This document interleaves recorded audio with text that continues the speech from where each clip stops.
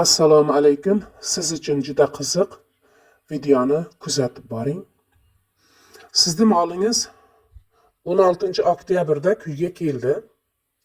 Siz uni sun'iy urug'lantirdingiz. Homiladormi, yo'qmi deb o'ylayapsiz. Qachon tug'ayarkan? Hisoblayapsiz. Hisobiga yetmayapsiz. Agar siz 16-oktyabrda sun'iy urug'lantirgan bo'lsangiz, demak 16-iyuldan keyin sigiringiz tug'adi. Sigiringiz agar sun'iy urug'lantirishda homilador bo'lmagan bo'lsa, 24 kun ichida yo 21 kun ichida yana kuyga kelishi kerak. Agar kuyga kelmasa, yaxshi ovqatlantirdingiz, yem berdingiz, yaxshi qaradingiz, kuyga kelmasa, demak molingiz homilador.